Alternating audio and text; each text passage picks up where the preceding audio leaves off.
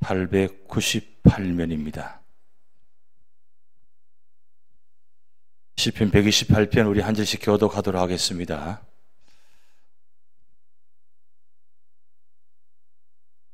여호와를 경외하며 그의 길을 걷는 자마다 복이 있도다. 내가 내 손이 수고한 대로 먹을 것이라. 내가 복되고 형통하리로다. 내 집 안방에 있는 내 아내는 결실한 포도나무 같으며 내 식탁에 둘러앉은 자식들은 어린 감람나무 같으리로다. 여호와를 경외하는 자는 이같이 복을 얻으리로다. 여호와께서 시온에게 내게 복을 주실지어다. 너는 평생에 예루살렘의 번영을 보며 내 자식의 자식을 볼지어다. 이스라엘에게 평강이 있을지로다. 아멘. 우리 옆에 분과 한번 인사하시겠습니다. 축복합니다.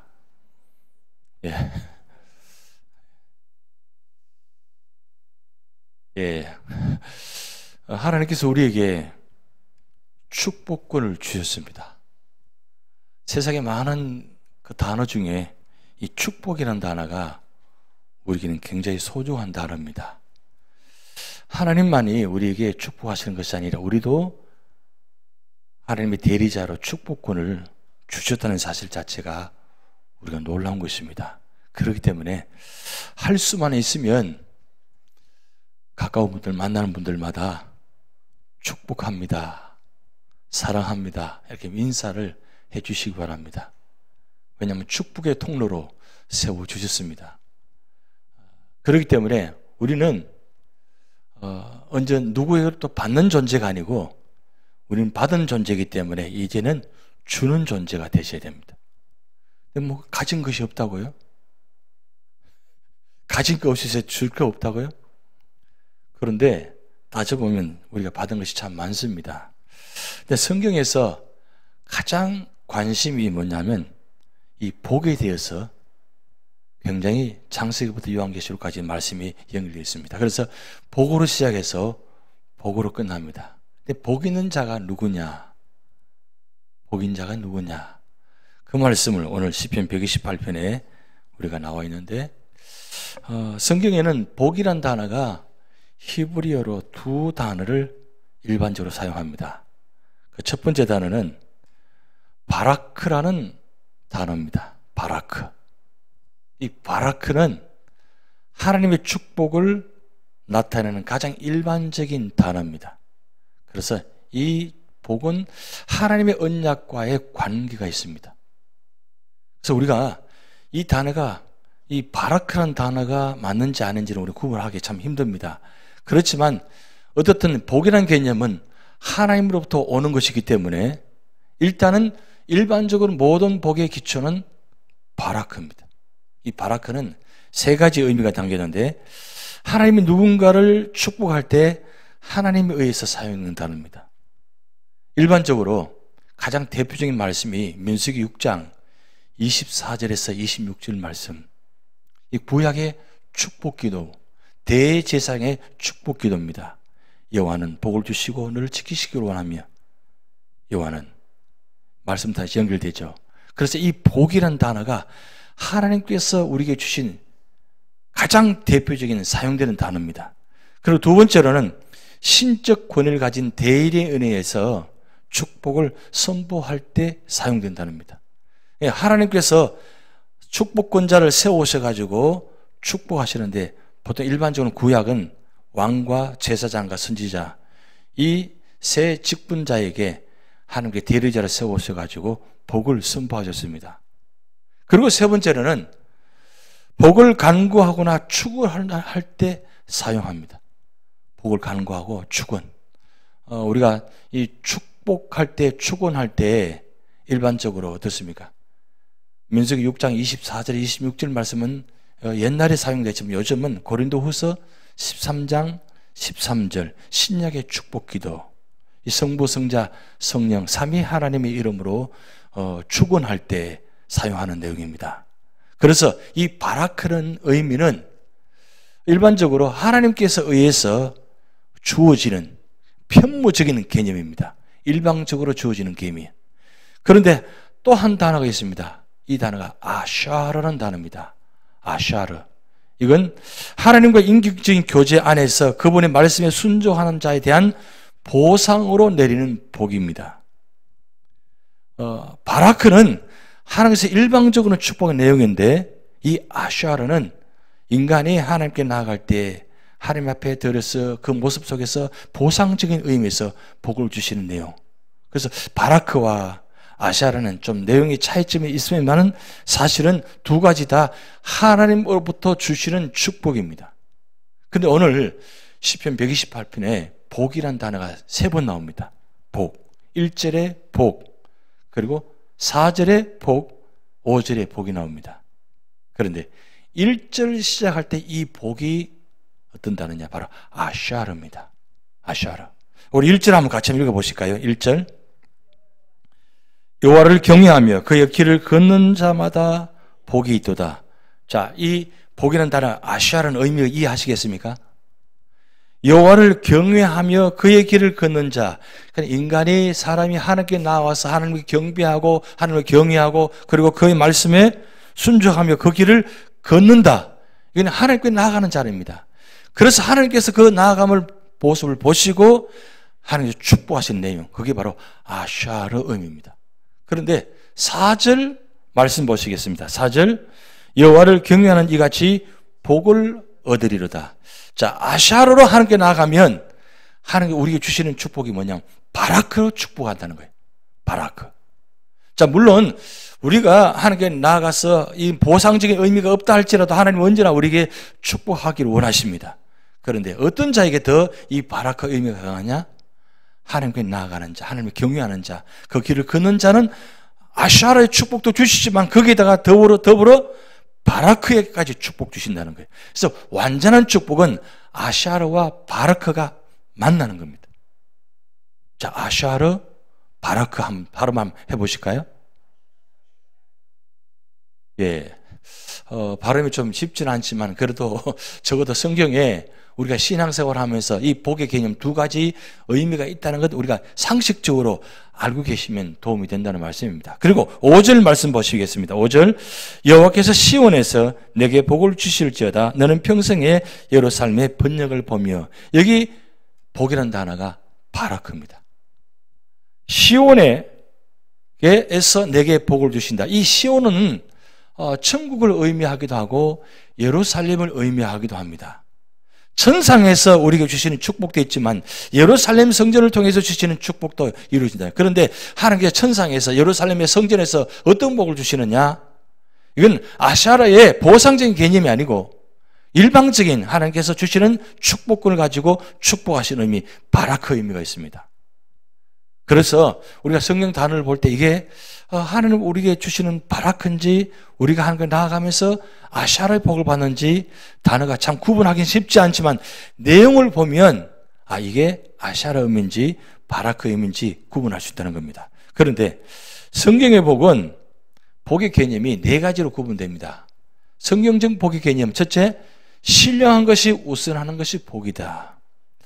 우리가 일반적 복하면 세상적인 복을 이야기 많이 하잖아요. 세상적인 복은 어떤 복입니까? 물질이 있어야 되고 재물이 있어야 되고 그런 권위가 명예가 어떤 세상적인 것은 기준으로 봤을 때 좀 있어 보이는 그것이 복을 받았다고 이야기합니다. 세상에는 오복 이야기합니다. 오복. 그런데 하나님께 주신 이 복은 단순히 육적인 개념이 아니고 영적인 개념이란 겁니다. 근데 왜 영적인 개념으로 복을 주시느냐? 우리 육신은 없어지는 존재입니다. 그러나 우리 속에 있는 영적인 존재는 영은 영원히 없어지지 않습니다. 그러면 하나님께서 우리가 없어질 것을 위해서 축복하시겠습니까? 아니면 영원을 한 것을 위해 축복하시겠습니까? 영원한 것을 축복하신다는 사실이에요. 그럼 우리가 하나님 믿고 구원받은 복이 어떤 복이냐? 영원 복입니다. 영생의 복입니다. 영원한 복입니다. 그래서 요한복음은 구약 성경 전체와 그리고 마태, 마가, 누가복음 이 전체를 요약한 책이 요한복음이라고 생각하시면 됩니다. 왜 요한복음이 중요하냐? 요한복음 주제는 하나님의 아들 그리스도 이야기 때문입니다. 그분이 누구시냐? 하나님의 아들이시다. 성자 하나님이시다. 그분이 이 땅에 오셔서 무슨 축복을 주셨냐? 영생, 생명을 축복 주셨다. 그래서 요한복음 3장 16절 하나님이 세상을 이처럼 사랑하사 독생자를 주셨으니 이는 저를 믿는 자마다 멸망치 않고 영생을 얻게 하려 하시면 영원한 생명을 주시려고 주님께서 이 땅에 오셨다는 사실입니다. 근데 요한복음의 주제는 영생입니다. 그 영생을 누가 주시느냐? 하나님의 아들 예수 그리스도께 주신다는 겁니다. 그래서 이 복이 우리는 신령한 것이 우선한다는 겁니다. 세상적인 아무리 많은 축복받아 할지라도 그것은 우선순위가 될 수가 없습니다. 그 세상적인 복은 영원한 것이 없습니다. 언젠가는 없어집니다. 그러나 하나님께 주신 이 영생의 복은 영원합니다. 그리고 두 번째로는 필연적인 결과로 주어지는 복이다 그랬어요. 이 필연적인 결과란 말은 우리가 예수 그리스도를 통해서 구주를 믿고 영접하고 하나님 나아갈 때 그 주시는 이 필연적인 축복, 반드시 우리에게 주시는 축복, 이 복이 우선순위가 되어진다는 말씀입니다. 그리고 세 번째로는 범사가 형통하는 복이다. 육신적으로 볼 때는 형통한 것이 없는 것처럼 보입니다.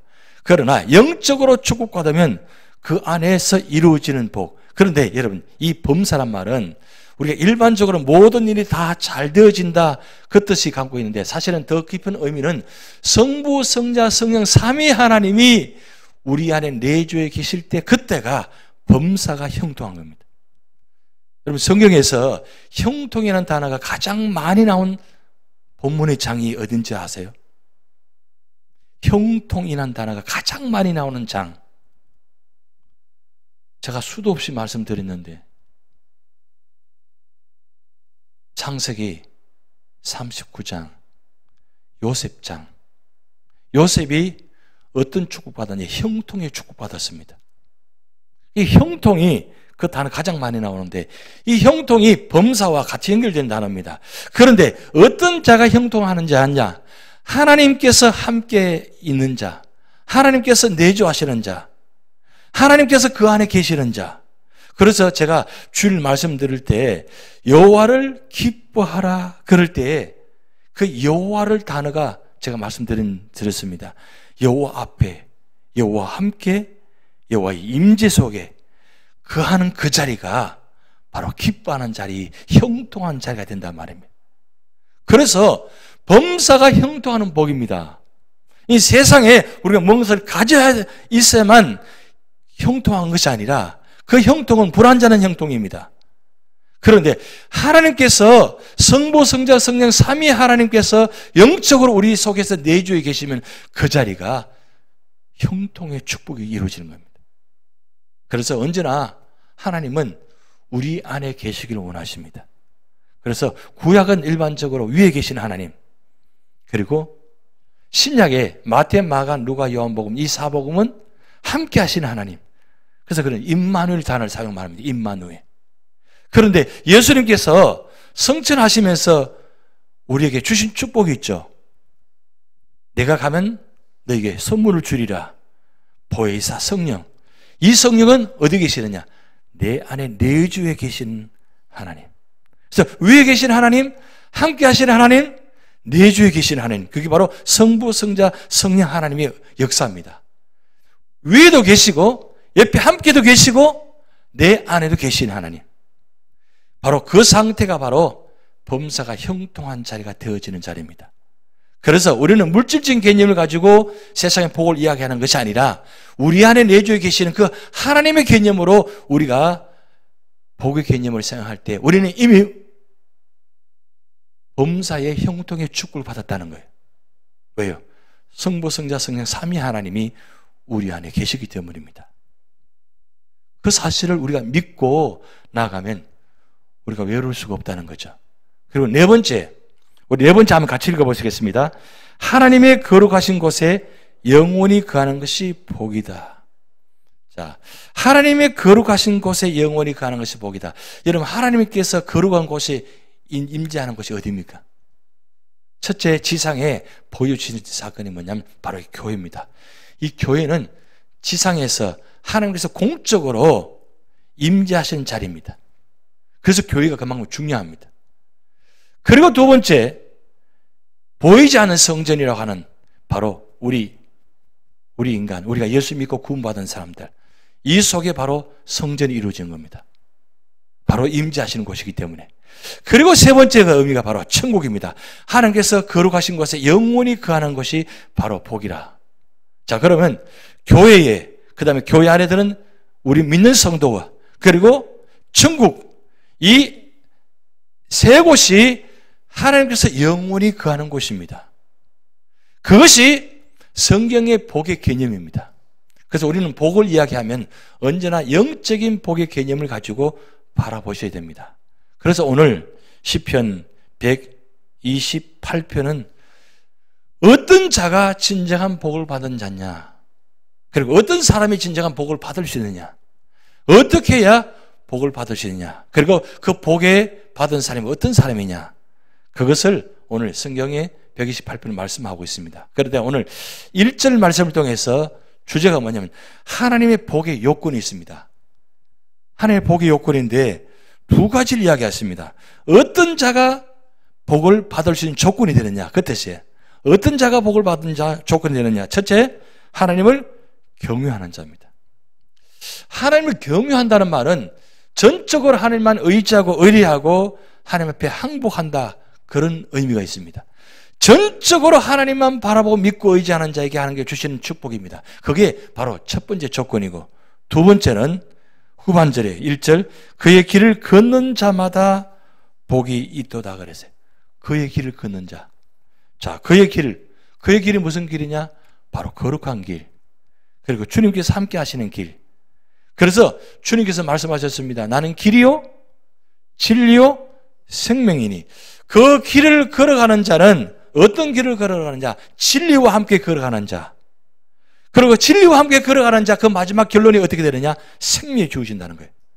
그래서 예수님께서 나는 길이요, 진리요, 생명이다. 그러면 길 되시고 진리 되시고 생명 되신 예수님과 함께 있으면 그 자리가 어떤 자리냐? 바로 복 있는 사람이라는 거예요. 그래서 시편 1편에 우리가 복 있는 사람은 하고 시작합니다. 우리 1절 말씀 외울 수 있죠? 한번 외워볼까요? 복 있는 사람은 악인의 길을, 옛날 성경은 쫓지 아니하고 요즘 개역 성경은 따르지 아니하고, 악인의 길을 따르지 않고, 그 다음 죄인의 길에 서지 아니하고, 그 다음 오만한 자리에 앉지 아니한다. 이 복 있는 사람은 소극적인 개념이 아니고 적극적인 개념입니다. 그런데 1절은 소극적인 개념입니다. 복 있는 사람은 악인의 길을 따르지 아니한다. 이건 소극적인 개념입니다. 그런데 2절은 적극적인 개념이에요. 그러면 우리가 소극적인 개념으로 살아가면 과연 우리가 복 있는 사람으로 살아갈 수 있을까요? 소극적인 개념 가지고는 안 한다고 해서 우리가 그 길을 걸어가기 힘든다는 거예요. 그러면 그 길을 걸어가려면, 이기려면, 복 있는 사람으로 살아가려면 어떻게 해야 되냐? 2절 말씀 우리가 외울 수 있을까요? 오직 주의 율법을 주야로 묵상하는 자로다. 이게 바로 적극적인 개념입니다. 2절이 되지 않으면 1절이 될 수가 없습니다. 어떤 사람이 복 있는 사람이냐? 오직 여호와의 율법을 주야로 묵상하는 자가 복 있는 사람이 되어야만 악인의 길을 따르지 않고 죄인의 길에 서지 않고 오만한 자리에 앉지 않습니다. 그런데 내가 말씀을 묵상하지 아니하면서 내가 악인의 길을 따르지 않겠다, 죄인의 길에 서지 않겠다, 오만한 자리에 앉지 않겠다, 할 수 있을까요? 할 수가 없습니다. 그래서 우리는 언제나 소극적인 신앙이 아니라 적극적인 신앙이에요. 이 적극적인 신앙에서는 예배 드리는 자리, 나오는 자리가 적극적인 신앙의 자리예요. 예배 자리에 나오지 않고 그냥 가정에서 그냥 자리에서 예배 드릴 수 있습니다. 물론 그 자리도 하나님께 만나 주십니다. 그러나 공적으로 세운 이 자리, 복을 주시려고 공적으로 세운 이 자리에 우리가 나와서, 그리고 말씀을 묵상하고 말씀을 통해서 은혜 받고, 그리고 세상 속에 나아갈 때에 우리가 악인의 길을 따르지 아니할 수 있다는 거예요. 죄인의 길을 쓰지 아니할 수 있다는 거예요. 오만한 자리에 앉지 아니할 수 있다는 겁니다. 그래서 우리의 삶의 자리가 언제나 이 두 가지 조건이 이루어져야 돼요. 하나님을 경외하는 자, 그리고 그 길을 걷는 자. 그러면 이 경외와 이 길을 걷는다는 말은 한마디로 말하면 하나님 말씀에 순종하는 자라네. 말씀에 순종하는 자가 복받은 사람이에요. 이게 바로 이 복이 바라크예요, 아사르예요? 바라크의 의미가 있습니까? 아니면 아샤르의 의미가 있습니까? 아샤르 그랬어요. 아사르는 보상적인 축복입니다. 하나님을 경외하는 자에게, 그 길을 걷는 자에게 주시는 보상의 축복이 과연 무엇일까요? 어떤 보상이 주어질까요? 그것이 바로 2절, 3절, 4절에 나와요. 자, 2절 그러면 같이 한번 보시겠습니다. 내가 내 손이 수고한 대로 먹을 것이라. 내가 복되고 형통하리로다. 3절 내 집 안방에는 내 안에는 결실한 포도나무 같으며 내 식탁에 둘러앉은 자식들은 어린 감람나무 같으리로다. 자, 2절, 3절을 아샤르의 축복받은 사랑의 보상이 뭐냐? 첫째, 내가 수고한 대로 뭐요? 먹을 것이다. 이게 바로 복의 첫 번째 영역입니다. 어떤 복이 주어지느냐? 바로 내가 수고한 대로 먹는다. 여러분, 우리가 수고한 대로 다 먹어요? 수고한 대로 먹으면 얼마나 좋겠어요? 그런데 내가 밤낮 수고해도 수고한 대로 다 거두지 못해요. 하루 종일 아침부터 저녁까지 문을 열고 문 닫을 때까지 그렇게 수고했는데 내 손에 얻어진 것이 과연 어때요? 수고한 대로 거두어지는 게 아니에요. 그리고 두 번째, 내가 복되고 형통하리로다. 내가 수고해서 먹어서 내가 복에 형통해지는 축복이 주어졌습니까? 내가 수고를 많이 했는데 땀 흘렸는데 내가 그 받은 축복이 하나님 오늘 또 감사합니다, 이런 감사의 고백이 이루어져요? 그러면 이렇게 되면 얼마나 좋겠습니까? 그러면 하루를 살아도 살만하겠죠. 하루를 살아도 살만하잖아요. 그런데 세상은 그렇지 못한다는 거예요. 그리고 세 번째, 내 집 안방에는 내 안에는 결실한 포도나무 같다 그랬어요. 왜 이 안의 비유를 결실한 포도나무 비유했을까요? 여러분, 포도나무의 열매가 가장 결실이 맺을 때가 언제입니까? 가을의 마지막 부분입니다. 그때 그 결실한 포도나무 열매가 꽉 차 있습니다.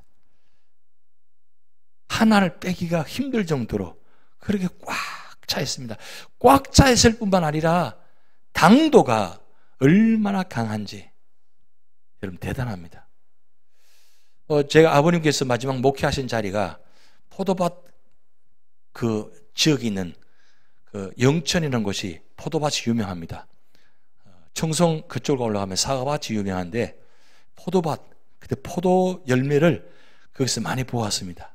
근데 포도 열매가 참 거기 굉장히 당도가 높은 곳인데 그 마지막 결실 8월 마지막쯤 되면 가장 열매가 꽉 차고 알이 굵고 그리고 포도 열매가 커요. 하나 들기도 힘들 정도로 큰 그 포도 열매에 맺혀집니다. 그 상태를 포도 결실의 포도나무라 그래요. 그럼 무슨 뜻입니까? 가정적으로 가장 먼저 주어지는 축복이 누구에게 주어지냐? 바로 아내에게 주어지는 축복이라는 거예요. 가정의 주인은 누구입니까? 가정의 주인은 아내잖아요. 가정의 주인은 아내입니다. 그럼 바깥의 주인은 남편입니다. 그래서 옛날에 보면 안주인, 바깥주인 이렇게 이야기하잖아요. 안주인은 아내, 여인이고 어머니고 바깥주인은 남편이고 보통 일반적으로 그렇게 이야기해요. 어떻게 옛날부터 그렇게 이야기하는지 모르겠습니다만 어쨌든 중요한 건 가정에 누가 제일 먼저 축복받아야 되느냐? 아내가 축복을 받아야 돼요. 여인이 먼저 어머니가 축복받아야 된다는 뜻이 있어요. 그러니까 복이 어디로 연결되느냐? 바로 가정으로 연결되어서 가정에서 가장 풍성한 복이 이루어집니다. 그 가정의 가장 대표적인 축복권자가 누구냐? 축복자가 누구냐? 바로 어머니가 축복을 받아야 돼요. 그 어머니가 축복받아야 자녀에게 축복이 연결되어져요. 그래서 여기 오늘 이 비유가 바로 가정에 뭐요? 결실한 포도나무 같다. 그리고 네 번째 보면 내 식탁에 둘러앉은 자식들은 어린 감람나무 같으리로다 그랬어요. 이 감람나무는 많은 열매가 맺힌다는 의미가 있습니다. 감람나무. 시간이 좀 오래 걸려서 그렇지 이 감람나무 일반적으로 올리브나무라고 하는데 이 감람나무 열매가 가장 늦게 열리는 열매인데 이 열매가 열리면 굉장히 많은 열매가 맺힌다는 거예요. 왜 그러면 감람나무 비유했느냐? 바로 그 자녀의 축복, 자녀가 머무는 자리의 그 축복이 바로 가정을 통해서 이루어진다는 겁니다. 그러면 축복이 어디로부터 주어져요? 위로부터 내려와서 그리고 가정으로 흘러 들어가서 주어지는 축복. 그래서 이 축복이 바깥에 있는 것이 아니라 가정 안으로 들어온 축복.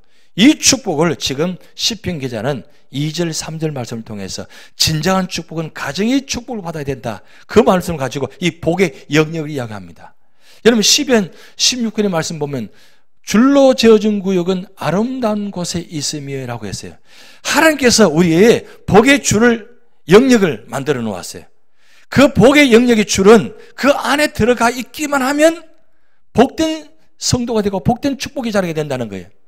그런데 오늘 우리에게 주신 이 모든 자리가 바로 하나님 주신 기업이고 하나님 주신 축복의 자리입니다. 그런데 중요한 건 내가 머무는 자리가 축복의 영역이 되려면 줄로 지어진 곳이 아름다운 곳이 되려면 거기 누가 계셔야 되느냐? 하나님이 계셔야 돼요. 하나님이 계셔야 그 자리가 가장 아름다운 자리, 축복의 자리가 됩니다. 근데 세상적으로 볼 때 축복받은 것 같은데 거기에 하나님이 계시지 않으면 진정한 축복받은 것이 아니라는 말씀입니다. 그것을 우리가 믿음의 눈을 가지고 바라볼 수 있어야 됩니다. 우리는 자꾸 세상 기준을 가지고 비교하고 판단하잖아요. 근데 우리는 항상 말씀을 가지고 판단하고 말씀을 가지고 청량해야 되고 말씀을 바라고 그런 말씀의 시각을 가지고 바라보아야 그게 온전한 시각이 된다는 사실입니다. 그래서 우리는 세상의 지식을 가지고 세상의 문제를 가지고 성경을 바라보는 것이 아니라 하나님의 말씀을 가지고 세상을 바라보고 해석해야 그 진정한 해석이 된다는 말씀입니다. 그래서 오늘 2절, 3절 말씀은 이 복의 영역에 대해서 말씀하고 있습니다. 그런데 오늘 4절 말씀은 여호와를 경외하는 자는 이같이 복을 얻으리로다. 다시 한번 이 복의 의미가 있습니다. 근데 이 복은 어떤 복이라 그랬습니까? 아샤르가 아니고 바라크의 의미가 있습니다. 바라크. 보세요. 시작할 때 아샤르로 하나님께서 보상을 받았습니다. 그 보상의 은혜를 가지고 복을 가지고 살아가는 동안 우리 가정이, 우리 삶의 자리가, 사랑하는 아내가, 사랑하는 자녀들이 복을 받았어요. 그런데 이 복의 자리가 단순히 아샤르의 자리, 보상의 축복이 아니라 더 나아가서 바라크라는 하나님께서 날마다 우리에게 주시는 일방적인 축복의 은사가 주어진다는 거예요. 그렇기 때문에 우리는 삶의 자리마다 이런 복이 있어야 됩니다. 어떤 사람의 복을 주시나? 바로 하나님을 경외하는 자에게, 그리고 그 길을 걷는 자에게. 그래서 오늘 세 번째 복을 이야기하는데 5절 6절 말씀 같이 읽어보시겠습니다. 여호와께서 시온에서 내게 복을 주실지어다. 너는 평생에 예루살렘의 번영을 보며 내 자식의 자식을 볼지어다. 이스라엘에게 평강이 있을지로다. 이 복의 요청입니다. 복의 요청이 뭐냐면 시온에서 내게 복을 주실지어다. 이 시온은 예루살렘, 제가 서두에 말씀드렸습니다. 천국, 그 다음 예루살렘, 두 가지 의미가 다 있습니다. 그런데 어떤 자리가 천국이 되고 어떤 자리가 예루살렘의 성전이 되느냐? 바로 하나님께서 임재하시는 자리, 그리고 믿음으로 하나님께 나아가는 그 자리. 그래서 하나님과 하나님 앞에 나아가는 자리가 만나는 그 자리가 어떤 자리냐? 바로 시온의 자리가 된다는 거예요. 그래서 오늘 여러분 이 자리가 어떤 자리입니까? 바로 시온의 자리입니다. 그 자리는 바로 천국이 이루어진 자리예요. 그리고 예루살렘 성전처럼 그런 하나님의 임재를 체험하는 그 자리가 되는 거예요. 그래서 우리의 삶의 자리보다 언제나 시온에서 내게 복을 주실지어다, 이 의미가 강해야 돼요. 요청해야 돼요. 하나님, 내가 머무는 자리마다 시온의 축복이 이루어지게 하옵소서. 그걸 요청하셔야 된다는 말씀이에요. 그리고 너는 평생에 예루살렘의 번영을 보며 네 자식의 자식을 볼지어다.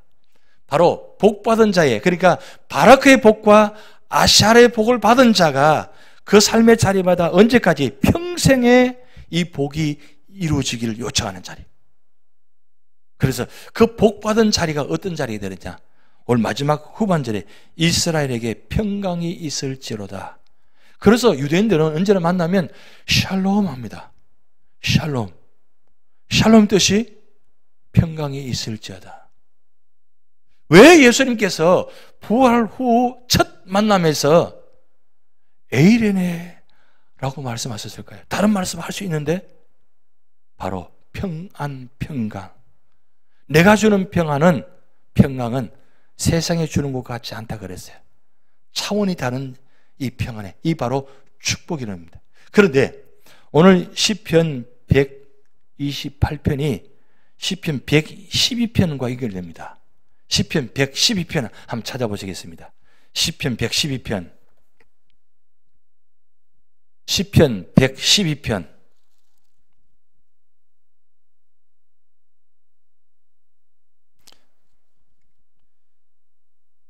거기에다가 112편 위에다가 어떤 단어를 쓰냐면 유대인의 가정행전이라고 적어 놓으시면 여러분 성경 보시면 도움될 겁니다. 유대인들은 가정에서 예배 드릴 때 항상 시편 112편을 항상 본다고 합니다. 그래서 보통 일반적으로 유대인들은 평생에 5만 번을 이 시편 112편을 본다고 합니다. 그래서 이 시편 112편을 유대인의 가정행전이라고 해야 합니다. 한번 교독해 보겠습니다. 할렐루야 여호와를 경외하며 그의 계명을 크게 즐거워하는 자는 복이 있도다. 그의 후손이 땅에서 강성하며 정직한 자들의 후손에게 복이 있으리로다. 부와 재물이 그의 집에 있으며 그의 공의가 영구히 서 있으리로다. 정직한 자들에게는 흑암 중에 빛이 일어나나니 그는 자비롭고 긍휼이 많으며 의로니로다. 은혜를 베풀며 꾸어주는 자는 잘 되나니 그 일을 정의로 행하리로다. 그는 영원히 흔들리지 아니하며 의인은 영원히 기억되리로다. 그는 흉한 소문을 두려워하지 아니하며 여호와를 의라고 그의 마음을 굳게 정하였도다. 그의 마음이 견고하여 두려워하지 아니할 것이라. 그의 대적들이 받는 보응을 마침내 버리로다.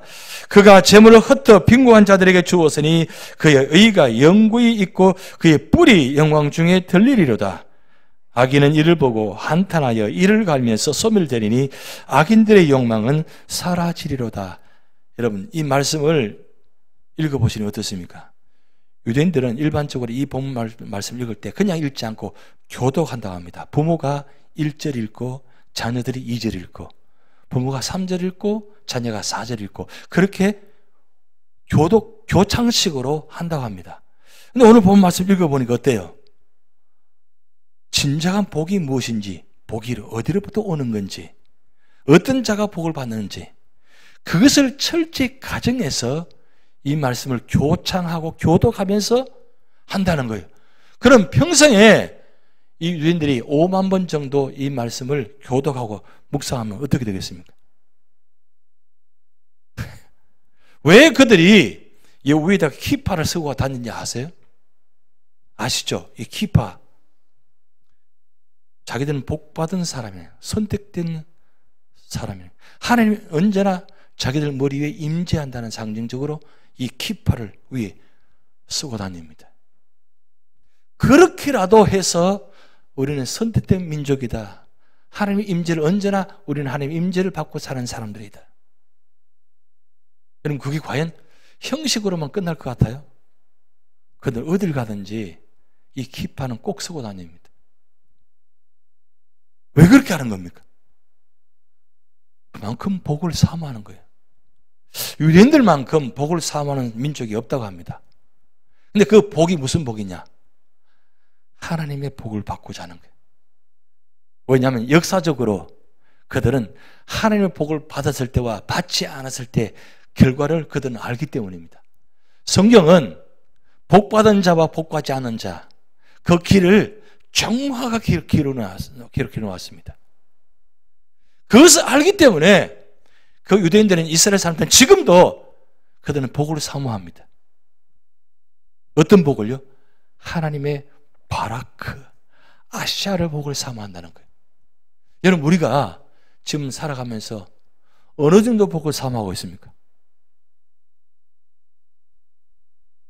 하나님 복을 주시지 않으면 하루도 살 수 없습니다. 그런 마음을 가지고 살아가고 있습니까? 기도하고 계세요? 그런 복을 사모하셔야 돼요. 그래서 시편 112편과 128편 여러분 꼭 기억하시면서 우리 삶의 자리에 어떤 자가 복이 되냐?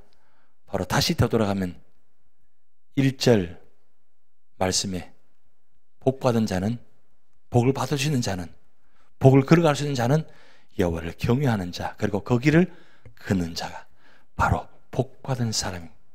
그리고 복받은 성도입니다. 복을 받을 수 있는 조건이 된다는 거예요. 여러분, 이 말씀 가지고 여러분도 복받은, 그래서 복을 두 가지 받으셔야 돼요.